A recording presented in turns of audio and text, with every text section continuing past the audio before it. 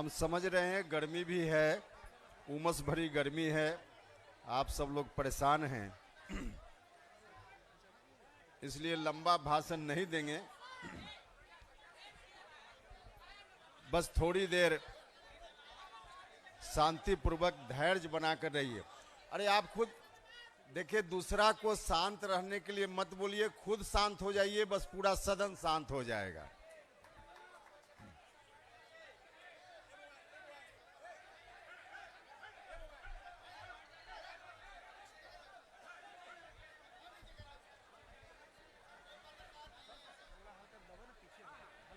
अरे यहाँ बोलो नहीं यार। इस कार्यक्रम में की अध्यक्षता कर रहे अरवल जिला राष्ट्रीय लोक मोर्चा के अध्यक्ष रविंद्र राम जी, संचालन कर रहे साथी औरंगाबाद जिला अध्यक्ष अशोक मेहता जी, मंच पर विराजमान पार्टी के प्रदेश के प्रभारी अध्यक्ष मदन चौधरी जी, राष्ट्रीय प्रधान महासचिव माधव आनंद जी, राष्ट्रीय उपाध्यक्ष और पूर्व विधायक डॉक्टर रणविजय सिंह जी, राष्ट्रीय उपाध्यक्ष जितेंद्र नाथ पटेल जी, राष्ट्रीय उपाध्यक्ष पूर्व विधायक रामेश्वर महतो जी, संसदीय बोर्ड के अध्यक्ष साथी आलोक कुमार सिंह जी, राष्ट्रीय महासचिव राम कुमार मेहता जी, श्रीमती रेखा गुप्ता जी, राजीव जायसवाल जी, अखिलेश्वर प्रसाद सिंह जी, प्रदेश इकाई के महासचिव सुभाष चंद्रवंशी जी, प्रदेश उपाध्यक्ष आर के सिन्हा जी, सुकुल राम जी, जंग बहादुर सिंह जी, अंगद कुशवाहा जी, प्रदेश महासचिव प्रशांत पंकज जी, पार्टी की युवा इकाई के प्रदेश के अध्यक्ष साथी हिमांशु पटेल जी, ब्रजेंद्र कुमार पप्पू जी, राम पुकार सिन्हा जी। क्या दिक्कत है आपको?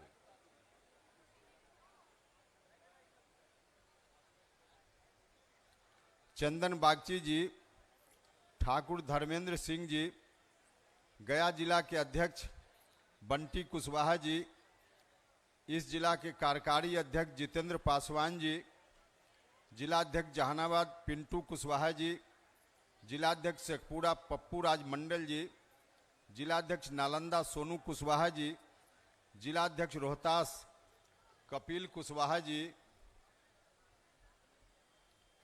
जिलाध्यक्ष लखीसराय विनोद कुशवाहा जी, जिलाध्यक्ष जमुई अरुण मंडल जी, जिलाध्यक्ष नवादा राजेंद्र प्रसाद जी, जिलाध्यक्ष बाढ़ पंकज सिंह जी, अरवल के साथी और पार्टी के प्रदेश के महासचिव पप्पू वर्मा जी,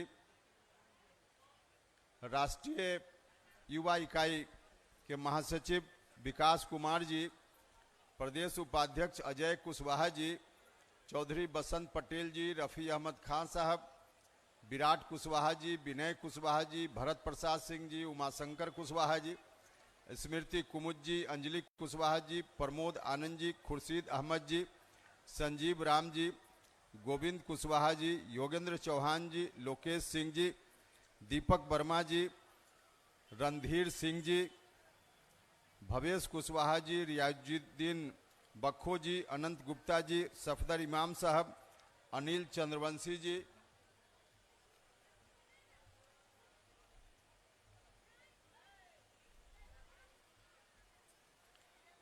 थोड़ा समय लगेगा, माफ कीजिएगा, पार्टी का प्रोटोकॉल है, करना पड़ता है।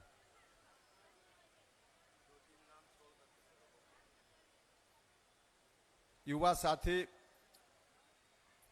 इंजीनियर आकाश दयाल जी, सविता कुमारी जी, डीके डाडेल जी, डॉक्टर राजेश कुशवाहा जी, प्रोफेसर गोपाल सरन जी, बब्बन सिंह जी, शक्ति चंद्रवंशी जी, संजीव अग्रवाल जी, पीयूष गुप्ता जी, रणधीर केसरी जी, विक्रमादित्य कुशवाहा जी, डॉक्टर उदय वर्मा जी, संजीव कुमार जी, कौशल यादव जी, धर्मेंद्र कुशवाहा जी, टिंकू कुशवाहा जी, अनिल मेहता जी, रवि किरण मेहता जी, सिंटू मेहता जी, नासिर खान साहब, सुपेंद्र मुखिया जी, नीतीश कुमार जी, राकेश कुशवाहा जी,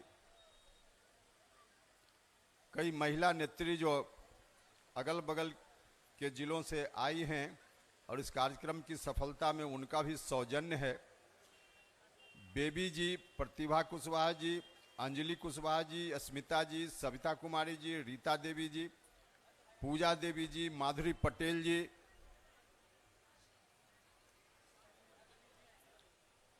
से सम्मानित नेतागण, अब जिनका भी नाम छूट गया हो तो माफ कीजिएगा।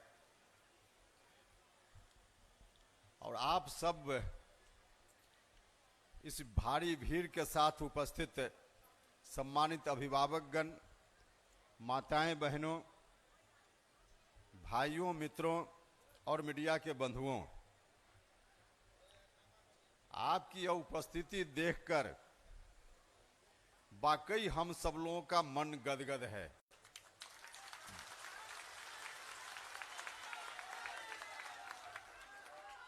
इसके पहले 2 जगह इस तरह का कार्यक्रम हुआ,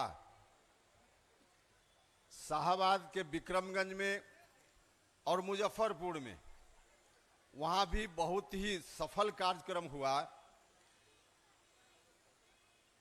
हम लोगों को लग रहा था कि अब मगध के इलाका में अगर वहां की रैली से थोड़ी 19 रैली हो जाए तो मैसेज अच्छा नहीं जाएगा। तो हमने यहाँ के साथियों से कहा था कि वहां से 19 नहीं होना चाहिए, लेकिन आज तो हम देखकर यह कह सकते हैं कि हमने कहा कि 19 नहीं कीजिए तो इन लोगों ने 19 नहीं 20-22 कर दिया, 24 कर दिया।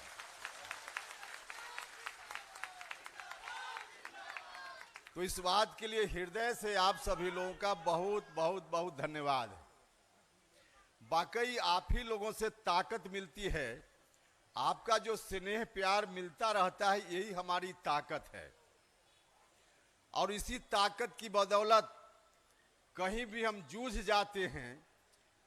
कई लोग कहते रहते हैं कि आप इस तरह से कैसे हिम्मत जुटा लेते हैं। भैया, उपेंद्र कुशवाहा हिम्मत आपके स्नेह और प्यार की बदौलत जुटा लेता है। कई लोग यह भी कहते हैं कि नया नया मुद्दा अब बिहार और देश की राजनीति में लेकर आते हैं। कहां से ले आते हैं? तो मैंने उनसे कहा, जिन लोगों ने यह सवाल किया कि बिहार के लोगों का स्नेह प्यार और उपेंद्र कुशवाहा का मुद्दों के प्रति, जनता के प्रति जो कमिटमेंट है, यही दोनों जब एक साथ होता है तो नया मुद्दा स्वतः निकल जाता है। और यह बात बिल्कुल सही है। हम दावे के साथ कह सकते हैं कि जिस तरह से हमारी पार्टी ने समय समय पर नए मुद्दों को लाने का काम किया है, हम देश भर की बात न भी करें तो बिहार में अकेला राजनीतिक दल राष्ट्रीय लोक मोर्चा है जिस पार्टी को यह सौभाग्य प्राप्त होता रहा है। हमने उस वक्त भी कॉलेजियम सिस्टम की बात की थी जब हम भारत सरकार में मंत्री थे। मंत्री रहते हुए सदन के अंदर जब कॉलेजियम सिस्टम के खिलाफ बोलने के लिए हम खड़ा हुए तो हमारे अगल बगल के कई माननीय सांसदों ने टोका उस वक्त और कहा कि आप मंत्री हैं और इस तरह की बात यहां सदन में कर रहे हैं। हमने वहां भी ऑन रिकॉर्ड, जो पार्लियामेंट के रिकॉर्ड में लोकसभा में यह बात दर्ज है, हमने वहां भी कहा कि भैया हम मंत्री बाद में हैं, जिस जनता ने हमको चुनकर भेजा उसके प्रति जो हमारा कमिटमेंट है वह पहले है, इसलिए उसकी बात को हम करेंगे और आपकी भावना के अनुरूप हमेशा हम करते रहे हैं। कॉलेजियम सिस्टम की बात जब उस समय करते थे, आज जैसे परिसीमन की बात हम करने आए हैं, इसी तरह की स्थिति उस समय थी। परिसीमन के बारे में हम क्या कहना चाह रहे हैं बहुत लोगों को जानकारी नहीं है। कॉलेजियम सिस्टम की बात जब हमने शुरुआती दौर में उठाना शुरू किया था, उस वक्त भी बहुत लोगों को मालूम नहीं था कि क्या है कॉलेजियम सिस्टम। और आज तो हमको खुशी है कि हम सब लोगों के अभियान का परिणाम है, जब हम ही लोग या हमारी पार्टी सिर्फ कॉलेजियम सिस्टम के बारे में नहीं बोल रही है, अब तो भारत की महामहिम राष्ट्रपति जी कॉलेजियम सिस्टम के अंदर जो दुर्गुण है, जो त्रुटि है, उसके बारे में राष्ट्रपति जी भी बोल रही हैं। हम लोगों के अभियान का यह प्रतिफल है। और वाकई कॉलेजियम सिस्टम मैं आज भी कह सकता हूं कि हमारे संविधान के विपरीत व्यवस्था है। एक तरह से कहा जाए हिंदुस्तान के डेमोक्रेटिक हिस्ट्री में काला धब्बा की तरह है, कलंक की तरह है। जब तक उस कलंक को हम धोने में कामयाबी हासिल नहीं करेंगे, तब तक देश की जनता को, जो वंचित समाज के लोग हैं, उनको मुकम्मल न्याय नहीं मिल पाएगा, नहीं मिल पाएगा। इसलिए कॉलेजियम सिस्टम को बदलने का जो हमारा अभियान है वह आज भी जारी है। और कॉलेजियम सिस्टम होने के चलते आज भी चाहे किसी जात का कोई व्यक्ति हो, किसी धर्म का नौजवान पढ़ने में चाहे जितना भी तेज हो, अगर उसके परिवार की कहीं पहुंच नहीं, उसके परिवार के पास पैसा नहीं, और उसके परिवार में कोई उसका मामा, चाचा, दादा, कोई भी व्यक्ति अगर हाई कोर्ट और सुप्रीम कोर्ट में जज पहले नहीं बना हो, तो वह लाख कोशिश करे, वह कभी जज हाई कोर्ट और सुप्रीम कोर्ट में नहीं बन सकता है। समाज के वैसे तमाम जो वंचित लोग हैं, गरीब लोग हैं, किसी जाति धर्म के, उनके बच्चों के लिए जो पढ़ने में चाहे जितना तेज हो, हाई कोर्ट और सुप्रीम कोर्ट में जज बनने का दरवाजा बंद है। इसलिए हमने बार बार कहा है, और इस मंच से हम फिर कहना चाहते हैं कि इसके लिए वहां सब लोगों के लिए दरवाजा खुले।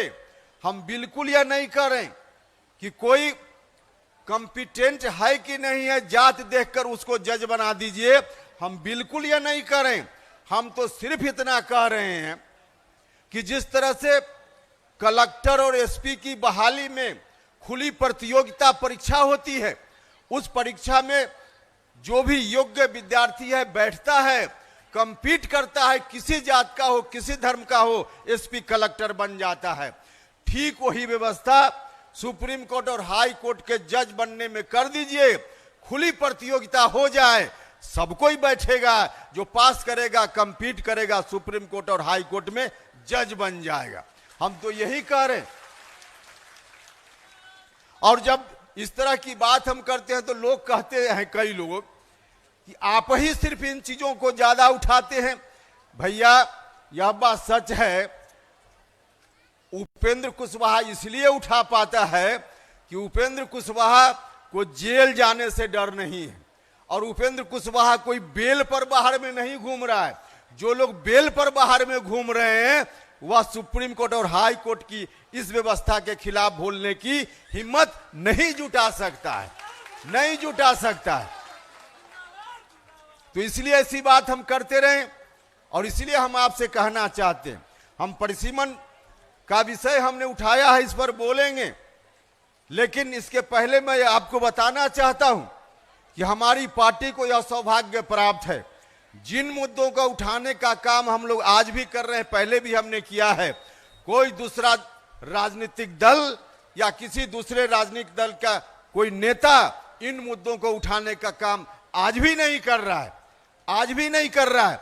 इसलिए आज की तारीख में राष्ट्रीय लोक मोर्चा की अहमियत को दुनिया की कोई ताकत नकार नहीं सकती है, अस्वीकार नहीं कर सकती है। अगर राष्ट्रीय लोक मोर्चा की उपस्थिति बिहार की राजनीति में नहीं हुई होती, पहले राष्ट्रीय लोक समता पार्टी के रूप में आपके स्नेह प्यार की बदौलत हमारी उपस्थिति हुआ करती थी, अगर वह उपस्थिति नहीं होती तो कॉलेजियम सिस्टम के खिलाफ कौन बोलता, परिसीमन पर कौन बोलता। सिर्फ और सिर्फ हमारी पार्टी की ओर से अपने एजेंडा में इस विषय को हमने शामिल करने का काम किया है। यदा कदा दूसरे राजनीतिक दल के लोग अगर बोल भी देते हैं तो व्यक्तिगत कैपेसिटी में बोलते हैं, कल होकर जरूरत पड़ेगी तो पार्टी के लोग कह देंगे यह तो उनकी व्यक्तिगत राय है। लेकिन हमारी पार्टी में यह व्यक्तिगत राय नहीं है, हमारी पार्टी का बाकायदा जो एजेंडा है उस एजेंडा में शामिल है यह विषय। और आज की तारीख में सिर्फ और सिर्फ राष्ट्रीय लोक मोर्चा है जिसके एजेंडा में यह सारा विषय शामिल है। इसलिए आप सब लोगों से आग्रह करते हैं कि ताकत दीजिए हमारी पार्टी को ताकत दीजिएगा। विधानसभा का चुनाव आ रहा है, विधानसभा के चुनाव में जितनी ताकत दीजिएगा उतनी मजबूती से बिहार की राजनीति में हम हस्तक्षेप करेंगे और इन सवालों को लेकर वहां जूझने का काम हम करेंगे। इसलिए आप सब लोगों से आग्रह है कि सब लोग मिलकर ताकत देने का काम कीजिए। भाइयों और मित्रों, हमने अपनी पार्टी के एजेंडा में कॉलेजियम के साथ और भी कई विषय को जोड़ने का काम किया है। अभी वाल्मीकि नगर में हमारा शिविर हुआ था, उस शिविर में हमने कई मुद्दों को लेने का काम किया। उसमें कॉलेजियम भी है, उसमें परिसीमन भी है और भी बहुत सारे मुद्दे हैं। लेकिन उसके साथ साथ हम गया की इस पवित्र भूमि पर खड़ा होकर जब बोल रहे हैं तो गया की पवित्र भूमि से जुड़ा हुआ भी एक सवाल है, उसमें हम उस सवाल की पहले चर्चा करेंगे और फिर परिसीमन के बारे में हम बोलने का काम करेंगे। और वह सवाल है बोधगया का टेम्पल एक्ट। बोधगया का टेम्पल एक्ट, बोधगया में जो टेम्पल है, मंदिर है, उस मंदिर के बारे में राज्य की सरकार का कानून है, 1949 का कानून है। उस कानून के अनुसार बोधगया टेम्पल में जो प्रबंधन समिति है, उस वक्त जब कानून बना कांग्रेसी राज में, उस कानून में यह बात लिखी गई कि उस टेम्पल में 4 लोग हिंदू धर्म के होंगे मेंबर, 4 लोग बौद्ध धर्म के मेंबर होंगे और गया जिला का कलेक्टर अगर हिंदू है तो वह उस कमेटी का अध्यक्ष होगा। मतलब 9 व्यक्ति की कमेटी, जिसमें सामान्य तौर पे कलेक्टर तो हिंदू ही हुआ करते हैं, कभी कभी कोई दूसरा धर्म का आ जाता है तो कलेक्टर भी हिंदू और बाकी 4 लोग हिंदू और बौद्ध धर्म के लोग सिर्फ 4। तो अल्पमत में बौद्ध धर्म के लोग उस कमेटी में, बाद में चलकर 2013 में उस एक्ट में संशोधन हुआ और उस संशोधन के हिसाब से यह कहा गया कि गया का कलेक्टर हिंदू नहीं भी हो, किसी भी धर्म का हो, तो भी वह अध्यक्ष बन जाएगा। तो इस संशोधन के बाद भी कलेक्टर सामान्य तौर पे हिंदू ही होते हैं, यह सब लोगों को मालूम है। तो आज भी उस कमेटी में जो हिंदू भाई हैं उनका बहुमत है, जो सनातनी भाई हैं उनका बहुमत है। मैं भी हिंदू हूं, हम कोई बौद्ध धर्म को नहीं मानने वाले हैं, हमने बौद्ध धर्म से व्यक्तिगत रूप से दीक्षा नहीं ली है, हम भी हिंदू हैं। लेकिन हिंदू होने के बावजूद हमने अपने धर्म शास्त्रों में देखा है, पढ़ा है, वसुधैव कुटुंबम की बात हमारे यहाँ होती है। पूरी दुनिया को हम अपना परिवार समझते हैं, यही हिंदू धर्म है।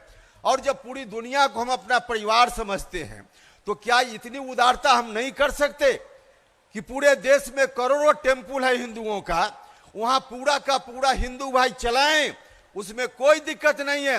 लेकिन जहां करोड़ों आपके जिम्मे है, एक जो बौद्ध लोगों का टेम्पल है उसको बौद्ध धर्म के लोगों को मुकम्मल सौंपने का काम हम नहीं कर सकते, हमको करना चाहिए। हम हाथ जोड़कर कहना चाहते हैं, जो सनातनी भाई हैं उनसे हाथ जोड़कर आग्रह करना चाहते हैं। कोई टकराव की बात हम नहीं करना चाहते, हम कहना चाहते हैं कि उदारता, इतनी उदारता का परिचय तो हम लोगों को देना ही चाहिए। हमारे पूर्वजों ने कितनी उदारता का परिचय दिया है, इतनी उदारता का परिचय देना चाहिए। और हम सब लोगों को मिलकर कहना चाहिए राज्य की सरकार से कि राज्य की सरकार बोधगया टेम्पल एक्ट में संशोधन करे और पूरे के पूरे तौर पे प्रबंधन कमेटी को बौद्ध लोगों के हाथ में सौंप देने का काम करे, हम सब लोगों को कहना चाहिए। अभी पिछले कई महीनों से, काफी दिनों से वहां आंदोलन चल रहा है।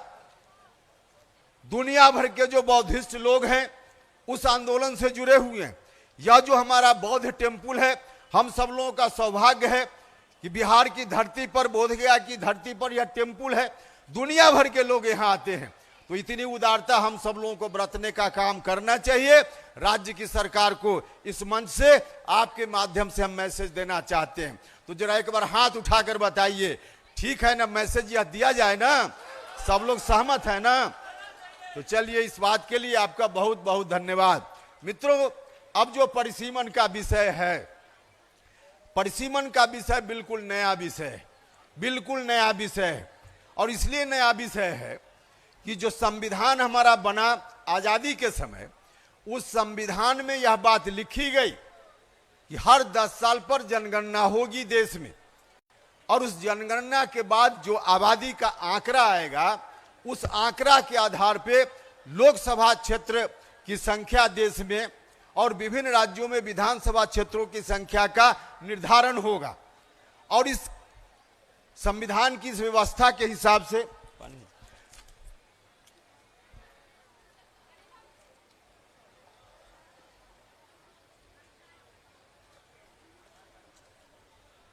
संविधान की इस व्यवस्था के हिसाब से 1951 में आजादी के बाद पहली बार जनगणना हुई।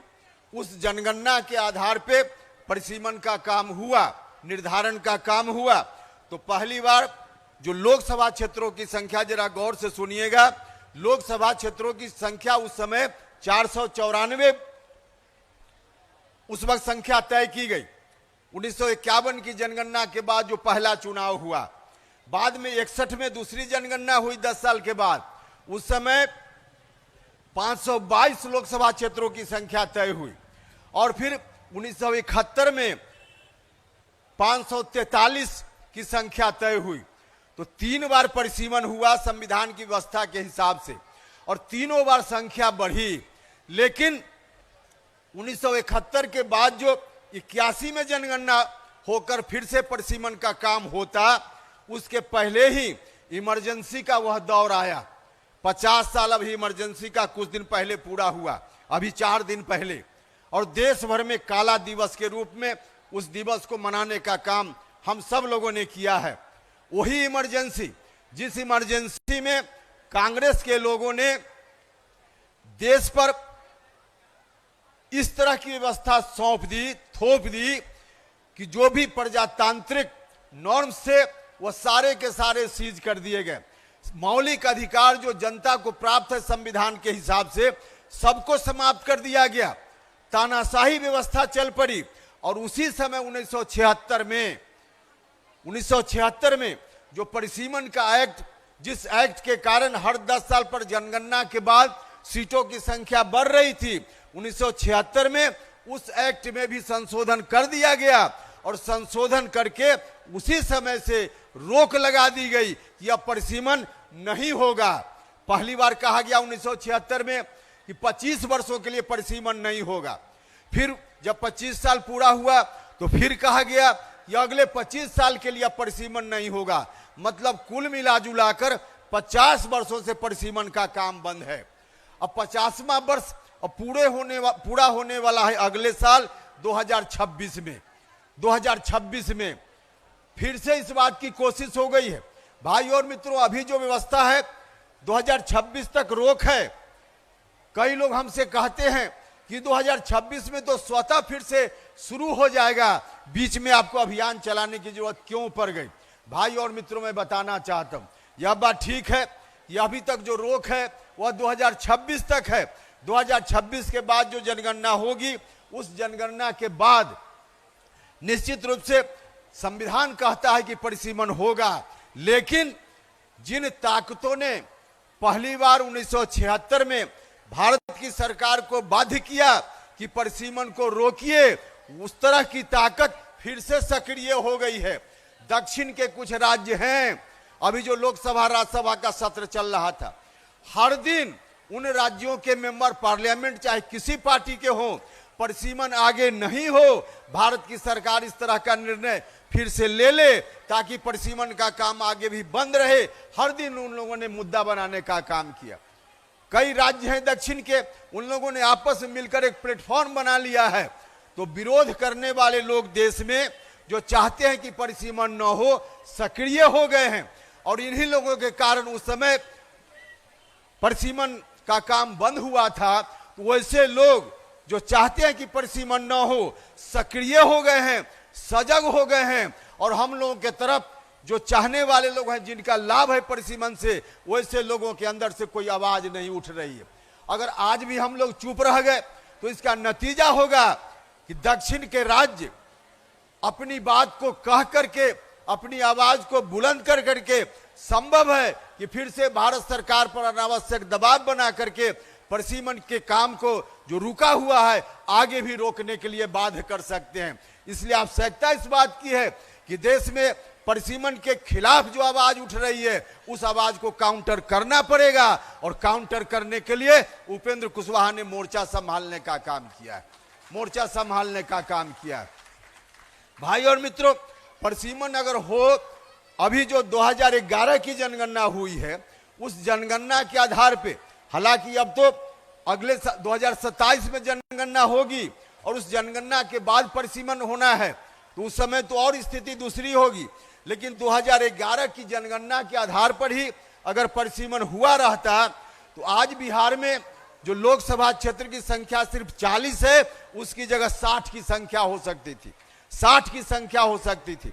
लेकिन नहीं हो पा रहा है। न सिर्फ बिहार, बल्कि बिहार के अगल बगल के जो दूसरे राज्य हैं, उन राज्यों का भी नुकसान हो रहा है, भारी नुकसान हो रहा है। हमारे 60 लोग अगर लोकसभा में जाकर के अपनी आवाज को बुलंद करें तो 40 लोगों के मुकाबले अपनी बात को, बिहार के हक हकूक को ज्यादा मजबूती से उठाने का काम लोग वहां कर सकते हैं। लेकिन 60 होना चाहिए कम से कम, और उसकी जगह 40 लोग ही अभी जा रहे हैं। निश्चित रूप से हमारी हकमारी हो रही। अपने हक के लिए जितनी मजबूती से हम आवाज उठा सकते थे, हम आवाज नहीं उठा पा रहे, नहीं उठा पा रहे। इसलिए परिसीमन जरूरी है, हम चाहते हैं। और परिसीमन जरूरी है तो यह संविधान में जो हक मिला है, उस हक की हम मांग करते हैं, उस हक की हम मांग करते हैं। इसलिए हम आए हैं आपसे बताने के लिए, अगर क्षेत्रों की संख्या बढ़ेगी, 40 की जगह मान लिया जाए थोड़ी देर के लिए अभी ही 60 अगर संख्या होती है, तो सिर्फ सामान्य सीटों की संख्या नहीं बढ़ेगी। जो अनुसूचित जाति के लोग हैं, अनुसूचित जनजाति के लोग हैं, उनके लिए जो रिजर्व क्षेत्र है, उसकी संख्या भी बढ़ जाएगी। अब महिलाओं के लिए व्यवस्था हो गई है, जो अगला चुनाव होगा लोकसभा का, उस वक्त तक महिलाओं के लिए भी आरक्षण की व्यवस्था अब की जा रही है। संविधान में संशोधन हो गया है। उस हिसाब से अगर सीटों की संख्या बढ़ेगी तो महिलाओं के लिए आरक्षित सीटों की संख्या भी निश्चित रूप से बढ़ जाएगी। तो महिलाओं का भी नुकसान हो रहा है, अनुसूचित जाति का नुकसान हो रहा है, अनुसूचित जनजाति का नुकसान हो रहा है, और सामान्य वर्ग का भी नुकसान हो रहा है। हर तरह से नुकसान हो रहा है। इसलिए हम चाहते हैं कि परिसीमन का काम हो। दक्षिण के लोग जो रुकावट डालना चाहते हैं, उनकी ओर से तर्क दिया जाता है। यह भी हम 2 मिनट में बताना चाहते हैं, आपको जानना चाहिए। उनकी ओर से तर्क दिया जाता है कि क्योंकि आबादी के आधार पर परिसीमन होना है, और आबादी, दक्षिण के राज्यों का कहना है कि हमने अपनी आबादी नहीं बढ़ाई, हमने भारत सरकार की जो घोषित नीति है जनसंख्या नियंत्रण के संबंध में, जो फैमिली प्लानिंग का कार्यक्रम है, उसको हमने अपनाने का काम किया, इसलिए हमारी आबादी नहीं बढ़ी। और बिहार, उत्तर प्रदेश जैसा राज्य, इन लोगों ने अपनी आबादी बढ़ाई। भारत सरकार की जो जनसंख्या नियंत्रण नीति है, उसको मानने का काम नहीं किया। उन लोगों का यह तर्क है। लेकिन मैं आपको बताना चाहता हूं, उनका यह तर्क सरासर गलत है, दिग्भ्रमित करने वाला तर्क है यह। इस देश में 1881 में पहली बार जनगणना की शुरुआत हुई। 1881 से लेकर देश की आजादी के समय तक लगभग 150 साल, उन 150 सालों में हमारी आबादी नहीं बढ़ी, बल्कि पहले से कम हो गई। लेकिन दक्षिण के राज्यों की आबादी उस वक्त काफी बढ़ी। इसलिए कम हुई हमारी आबादी कि अंग्रेजों के शोषण के सबसे ज्यादा शिकार हम लोग हुए। अंग्रेजों से लड़ने का काम सबसे ज्यादा हिंदी बेल्ट के राज्यों ने किया, और महामारी के शिकार हम हुए, हम अकाल के शिकार हम हुए। हर तरह से हम शिकार हुए, जिसका नतीजा हुआ कि हमारी आबादी उस वक्त नहीं बढ़ी, लेकिन उनकी आबादी उस समय बहुत बढ़ी, लगभग 3 गुनी आबादी उनकी हो गई 1881 और देश की आजादी के समय का हम आंकड़ा ले तब, तो उनकी आबादी बढ़ी। और उस आबादी का आंकड़ा के रूप में अगर देखना चाहते हैं तो 1881 में देश में जितनी आबादी है उसमें 22% शेयर होता था दक्षिण के राज्यों का, लेकिन आजादी के समय यह बढ़कर के 26% उनकी आबादी हो गई, देश की आबादी में उनकी हिस्सेदारी। और 1971 में भी 25% उनकी आबादी, मतलब पहले से उनकी आबादी बढ़ी और हमारी आबादी नहीं बढ़ी। तो हमारी आबादी जब नहीं बढ़ी और उनकी आबादी बढ़ी तो उस समय परिसीमन उनके लिए ठीक था। 1951 में परिसीमन हुआ, उस समय एतराज नहीं। उसके बाद 61 में परिसीमन हुआ तो उनकी ओर से एतराज नहीं, क्योंकि उनकी आबादी ज्यादा थी, उसका लाभ उनको मिल रहा था। 71 में भी एतराज नहीं, क्योंकि उनकी आबादी उस समय बढ़ी हुई थी, उसका लाभ मिल रहा था। जब उनकी आबादी कम होने लगी, हमारी आबादी उस समय कम थी। हाँ ठीक है कि आज हमारी आबादी बढ़ी है, तो आज जब हमारी आबादी बढ़ी है तब उनका एतराज हो रहा है। जब उनकी आबादी बढ़ी थी और उसका लाभ उनको मिला था तब उनको एतराज नहीं था, तब उनको एतराज नहीं था। इसलिए हम कहना चाहते हैं कि उनकी ओर से जो प्रचारित किया जा रहा है, आबादी बढ़ाने का काम कोई भी परिवार यह सोचकर नहीं करता है कि हमारे परिवार में किसी बच्चा का जन्म होगा तो इससे हमारे यहाँ लोकसभा क्षेत्रों की संख्या बढ़ जाएगी, यह मान करके किसी परिवार के सदस्यों, कोई भी व्यक्ति अपने परिवार के सदस्य की संख्या नहीं बढ़ाता है। यह तो आदमी की समझ होती है। सरकार का जो कार्यक्रम है उस कार्यक्रम से भी आबादी पर असर नहीं पड़ता है। आबादी बढ़ाने का काम या नियंत्रित करने का काम तो लोगों के अंदर यह समझ आएगी कि हमको आबादी नहीं बढ़ानी चाहिए, हमको 2 बच्चा चाहिए, 3 बच्चा चाहिए। सरकार के कार्यक्रम से यह नहीं हो सकता। लोगों के अंदर यह समझ होगी तब जाकर लोग समझेंगे कि आबादी पर नियंत्रण हमको करना चाहिए। और कब लोग समझेंगे? जब पढ़ाई लिखाई हमारे यहाँ भी ठीक ठाक ढंग से लोगों की होगी। हुआ है, दक्षिण के राज्यों की पढ़ाई लिखाई उस समय से ज्यादा बेहतर हुई, इसलिए उनके अंदर यह समझ आई। हमारे यहाँ पढ़ाई लिखाई का अवसर बाद में आया, इसके लिए हम लोग दोषी नहीं है, बाद में आया। और जब पढ़ाई लिखाई का दौर अब चला है तो हमारे यहाँ का आंकड़ा है, बिहार का आंकड़ा है, जो कोई महिला, कोई लड़की जो मैट्रिक पास बनने के बाद मां बनती है तो उसका प्रजनन दर कम होता है। इंटर पास करने के बाद मां बनती है, प्रजनन दर कम होता है। तो पढ़ाई लिखाई का व्यापक प्रचार प्रसार होगा तो स्वतः हमारे यहाँ आबादी नियंत्रित होगी। सरकार के कार्यक्रम से आबादी का नियंत्रण नहीं होता है। तो अब अवसर आया है, धीरे धीरे आबादी जब नियंत्रित होगी तब होगी।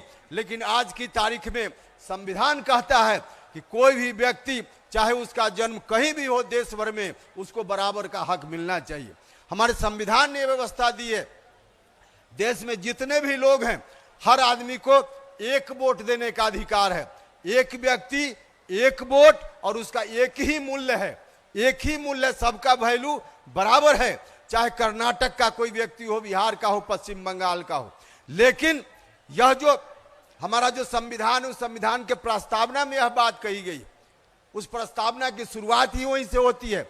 हम भारत के लोग, जो पढ़े लिखे लोग हैं उनको मालूम है, प्रस्तावना की शुरुआत होती है अपने देश के संविधान में, हम भारत के लोग, मतलब भारत का एक एक व्यक्ति बराबर महत्व रखता है, बराबर महत्व रखता है। लेकिन अभी जो परिसीमन की व्यवस्था है, अभी जो स्थिति चल रही है, परिसीमन नहीं होने के कारण यह मूल्य बराबर नहीं है, मूल्य बराबर नहीं है। इसलिए कि दक्षिण के जो राज्य हैं उनके यहाँ सिर्फ 21 लाख लोग मिलकर एक एमपी चुनकर भेजते हैं, और हमारा जो इलाका है बिहार, उत्तर प्रदेश इत्यादि, यहाँ लगभग औसतन 31 लाख लोग मिलकर एक एमपी चुनते हैं। तो कहीं का 21 लाख और कहीं का 31 लाख आज बराबर है, यह नहीं हो सकता है। सबका मूल्य बराबर होना चाहिए, सबका मूल्य बराबर होना चाहिए, सबका मूल्य बराबर हो, यह हक हमको संविधान देता है। लेकिन इस हक से हमको वंचित किया जा रहा है। बिहार के साथ जो ये अन्याय हो रहा है, इस अन्याय को बर्दाश्त करने का काम हम लोग नहीं करेंगे। किसी भी सूरत में हम लोग अन्याय को बर्दाश्त करने का काम नहीं करेंगे। इसलिए आप सब लोगों से आग्रह करने आए कि ताकत देने का काम कीजिए। विधानसभा चुनाव की दृष्टि से हमारा मुद्दा नहीं है, यह मुद्दा तो देश का मुद्दा है। विधानसभा चुनाव तो संयोग है कि आ गया है, लेकिन जितनी ताकत आप राजनीतिक रूप से दीजिएगा, हम उतनी मजबूती से अपनी आवाज को बुलंद करने का काम करेंगे। इसलिए जरूरी है कि इन बातों को ले जाकर गांव-गांव में लोगों तक प्रसारित करने का काम आपके माध्यम से भी हो। आप सब लोगों से ही आग्रह है कि परसिमन जैसा विषय, इसको ठीक से समझिए और लोगों को जाकर बताने का काम कीजिए, ताकि 50 वर्षों से हमारे साथ जो हकमारी हो रही है, हमारे साथ जो अन्याय हो रहा है, इस अन्याय को हम रोकने में कामयाबी हासिल करें। और इस अन्याय की शुरुआत हुई इमरजेंसी के समय में, आपातकाल के समय में। आपातकाल की समाप्ति के बाद जो भी उस समय तानाशाही कांग्रेस की लाने के लिए व्यवस्था की गई थी, सबको समाप्त कर दिया गया। लेकिन अभी परिसीमन वाला जो निर्णय उस समय का है, वह आज भी बरकरार है। तो एक तरह से इमरजेंसी का यह कलंक आज भी हम लोग ढो रहे हैं। इमरजेंसी के इस कलंक को अब ढोने का काम नहीं, बल्कि धोने का काम करना है। तो आज की तारीख में इस सम्मेलन से यही प्रण लेकर जाना है, यही संदेश लेकर जाना है। तो जाइए और सब लोग मिलकर के इस बात को प्रसारित करने का काम कीजिए, ताकि आगे आने वाले दिनों में बिहार को अपना हक हम सब लोग मिलकर दिलाने में कामयाबी हासिल कर सके। तो यही आग्रह करने के लिए आपके बीच आए थे। इतनी भारी संख्या में आप सब लोग आए। शाहाबाद के बाद मगध का यह इलाका, ऐसे ही पिछली बार चाहे विधानसभा का चुनाव हो या इस बार का लोकसभा का चुनाव हो, इस इलाका में ज्यादा एनडीए के लिए विपरीत परिणाम आ गया था। तो इस बार थोड़ा सजग रहना है, सचेत रहना है कि इस बार ऐसे हम जानते हैं, आपको भी मालूम है कि चाहे शाहाबाद का इलाका हो, चाहे मगध का इलाका हो, जहां एनडीए के लिए बहुत अच्छा परिणाम नहीं आया था, वहां भी एनडीए का टोटल वोट अगर एक साथ रहे तो महागठबंधन की कोई औकात नहीं है कि एनडीए के उम्मीदवार को शिकस्त देने का काम, कोई औकात नहीं है महागठबंधन को। लेकिन महागठबंधन को फायदा इसलिए मिल जाता है, इसलिए फायदा मिल गया कि हम एनडीए के लोग ही आपस में इधर उधर हो गए। अब विधानसभा चुनाव में ध्यान रखना है, और यह जरूरी है ध्यान रखना, क्योंकि एनडीए की सरकार बिहार में हो, इसकी नितांत आवश्यकता है। महागठबंधन वाले लोग फिर से कोशिश में हैं कि हमारी सरकार आ जाए। कई लोग कहते हैं कि आरजेडी के लोग लगता है अब सुधर गए हैं। भैया सचेत रहिएगा, आरजेडी के लोग कभी न सुधरने वाले